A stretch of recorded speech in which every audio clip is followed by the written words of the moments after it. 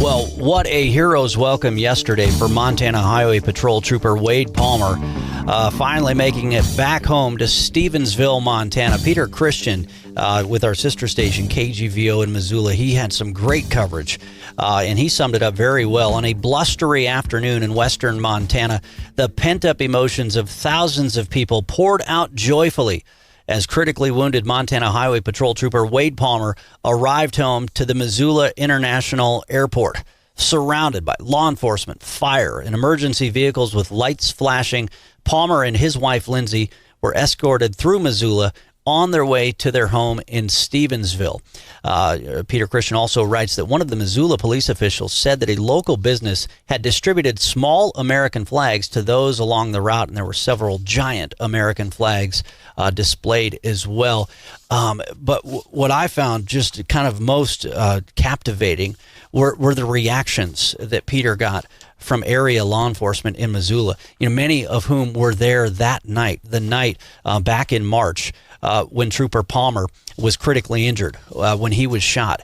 In fact, Peter spoke with Missoula County Sheriff's Office Captain Anthony Rio, who recounted the night the Palmer was shot 3 times in the head and the neck near Evero. This is Captain Rio from the Missoula County Sheriff's Office. We were told Wade wasn't going to make it, and there wasn't a dry eye in the room, and guys from all walks and beliefs, and everyone stopped to pray for him. And it was not an hour later that they said that he made such a dramatic turnaround that they were now taking him to Salt Lake City. And I just give credit where credit is due, and glory to God that, wow, what an amazing thing that happened. Isn't that just remarkable? They were told he's not going to make it, and it didn't matter whether they had a faith, they didn't have a faith, they all stopped, they all prayed, and within an hour they heard of a remarkable turnaround.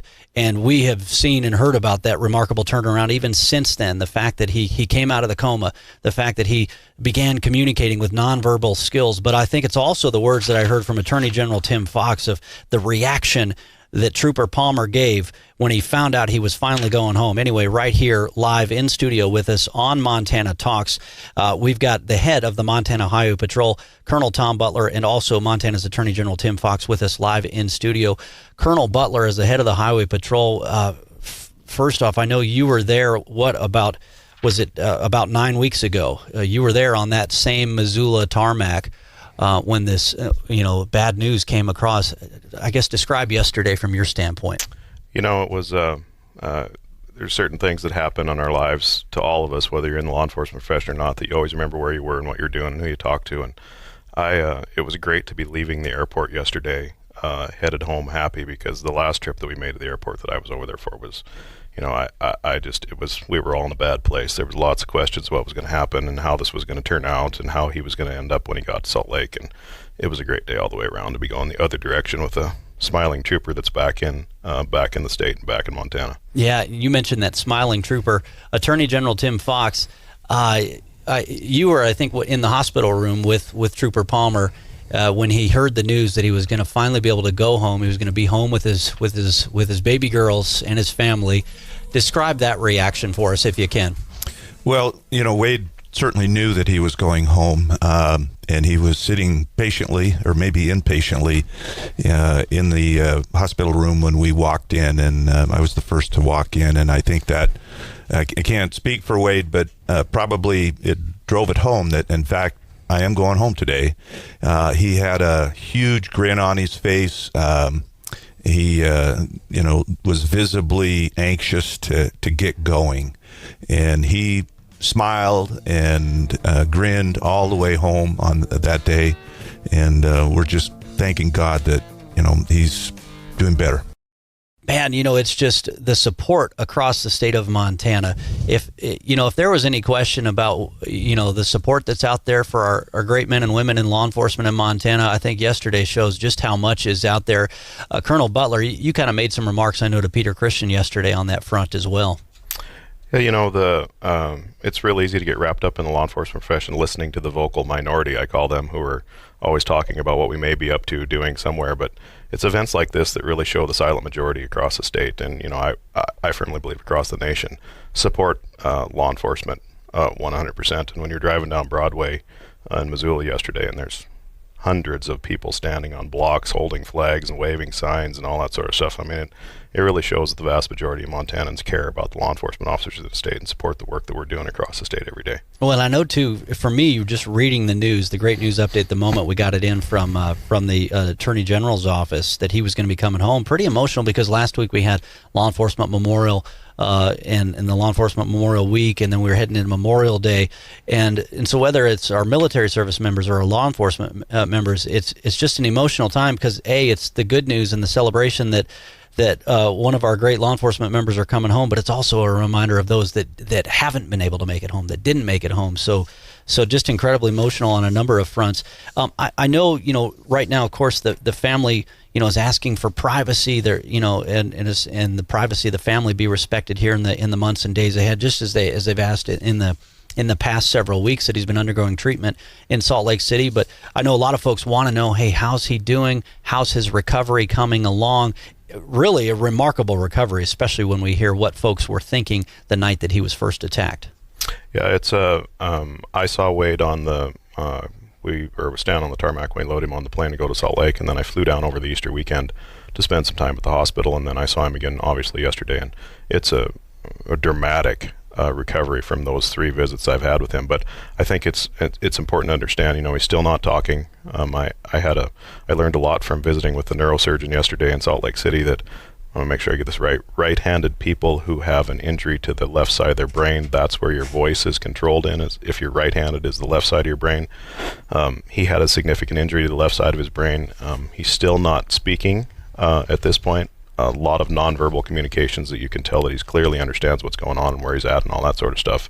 But that's one of the challenges of this. And then he still has some limited movement in his right leg and in his right arm. So there's a long road ahead of him. There's no doubt about that. This is, it's great, and we're very happy that he's back in Montana. But this is going to be a long journey for him to see where the recovery goes and continues to improve, we hope. Yeah, and a lot of folks are going to continue to support him and his wife and family and his fellow troopers throughout this process as well. Because I think what this is also another reminder of is that, your men and women in the Montana Highway Patrol oftentimes they're out there all alone.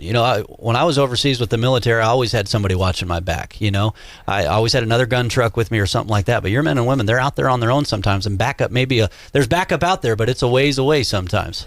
Yeah, there's 4 or 5 cities in Montana, Billings being one of them, that for the vast majority of the time the city of Billings always has help within a snap of a finger. But the vast majority of the deputies across the state and the vast majority of the troopers across the state, game wardens, motor carrier services officers, we're all out in the middle of nowhere, and you learn very quickly to take care of yourself and how to treat people and work through that. But still bad things happen when you're out in the middle of nowhere, and that's one of the challenge of rural law enforcement. And unfortunately, that what we saw in Missoula with Trooper Palmer could be the end result of those interactions when you have a really bad day occur. Yeah, you mentioned the Dr. Ramesh Grandi, I believe it is, down at the University of Utah. We've got some sound bites from him describing kind of the treatment and all of that. We'll play here shortly. But Attorney General Tim Fox, talk about all of the support from the law enforcement community down in Utah. You had this incredible video of the motorcade that took Trooper Palmer to the airport in Salt Lake City. Well, it began with the day that Wade arrived. Colonel Butler had a conversation with his counterpart in Utah, Colonel Mike Rapich, and they went into hyperdrive. When I got to the hospital the same day that Wade did, which I think was March 15th, there were first responder vehicles everywhere on the lane up to the hospital, fire service, law enforcement, of course, and many others. And when I got into the hospital, there were literally dozens of people, and that continued, that support, and not just love and prayers, but monetarily and taking the kids to play and all that kind of stuff went on and on and on and on. And we'll be forever grateful to Utah, won't we, Tom? Oh, yeah. So again, big thanks to our friend Peter Christian with our sister station KGVO Radio in Missoula with some just tremendous coverage of this hero homecoming yesterday. Montana Highway Patrol Trooper Wade Palmer now back home in Stevensville, Montana. We've got joining us here live in studio on Montana Talks. They're with us for just a few more minutes, and then they've got to head over to the new crime lab that they're going to be doing kind of a briefing and a tour of here later this morning.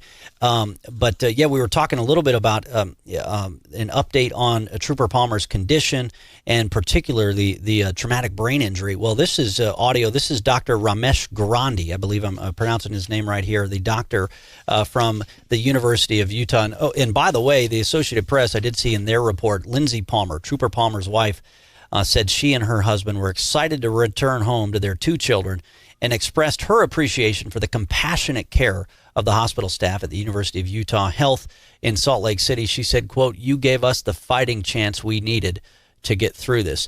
Dr. Ramesh Grandi, who is Wade Palmer's neurosurgeon, told the Associated Press that Palmer suffered a severe injury to the left side of his brain, which controls speech for right-handed people.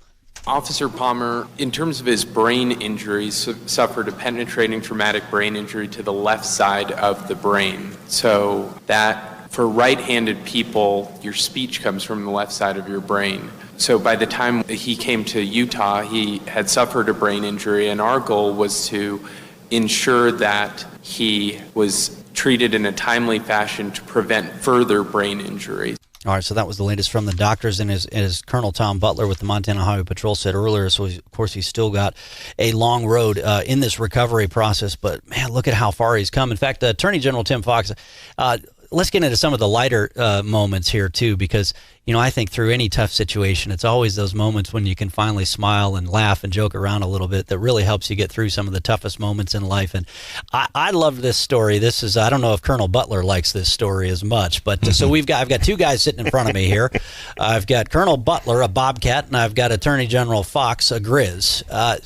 And you realize who works for who here. Yeah, that's right. Yeah. How'd you get him through the hiring process? And we've got folks listening in Bozeman on KMMS and folks listening in Missoula on KMPT here. So anyway, this was such a cool story, a funny story, but also showed just how much he had improved. Again, when people didn't expect Trooper Palmer to survive this, what seems to be a clear ambush by this coward who shot him, he couldn't speak. And so he was starting to show some signs of nonverbal cues. Mm-hmm. So tell us the story. Yeah. So, the first day I was there almost 3 days. He was in an induced coma, and we weren't sure what the future had in store for him. But the next time I went, we were kidding around, and I think Sergeant Sean Finley, one of his colleagues, was in there, and Sergeant Finley said, you're going to be able to get dressed here pretty soon and be able to dress yourself. Do you want me to get you a Bobcat sweatshirt? And to which Wade lifted his left thumb and took down. Thumbs down right. Down to that one, yeah. and I said, how about a Grizzly sweatshirt? And he gave us a thumbs up. So I called Bobby Houck and told him that story. And Bobby immediately said, well, I've got a sweatshirt for him. And so he sent him a sweatshirt down at the hospital. And the next time I was down there, that sweatshirt was hanging in the hospital room. And we laughed a lot about that. But that was great because that showed how aware he was. Right. How he was able to communicate and just how responsive he was. So Colonel Butler, I'm sure you'd prefer he was a Cat fan, but that's just a great story either way. Oh, it's a great deal. And I of course, immediately reached out to Coach Choate in Bozeman and told him what was going on, and there was a Bobcat package that got shipped down to him in the next couple days. Now, where that ends up in his closet when this is all over with, I'm not sure, but we couldn't let it go with not having some Bobcat gear sent down there. That's true. Well, and some of us will, some Grizz fans will root for the Bobcats as long as they're not playing the Grizz from time to time. But that's great, and I love that story too. In fact, I'll probably be chatting with Coach Bobby Houck a little bit tomorrow because he's going to be in Billings tonight. The GSA is doing their big spring barbecue in Billings at the Billings Hotel and Convention Center, taking place tonight. But that's just such a great story.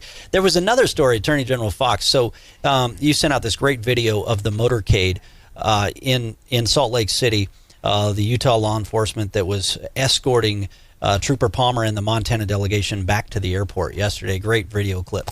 Yeah, so when we got to the hospital, there were all sorts of law enforcement there, and they were going to personally escort Wade to the airport. And so when I got into the car with Wade and Lindsay, there was a captain of the Utah Highway Patrol that was driving us, and I saw all these these motorcycles. There are like 16 of them, and from every branch of police force down there. And I looked at the captain and I said, wow, I've never had a motorcycle-led motorcade before. And without a hesitation, he said, well, you still haven't had one because this one's for Wade.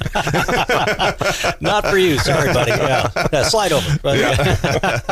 That's a great story. Yeah. Well, and you've kind of had one, but it's still this. I think, because I know you got to kind of tag along at the last minute along with the motorcade with President Trump when he was visiting this day. I think I ran into you. Said, yeah, at the last minute they said, hey, you want to jump in the beast with the president? Oh, okay. Yeah, sure. The president asked me. He said, I've got room for one more. Do you want to get in the beast and ride down there with me? And it was pretty fun.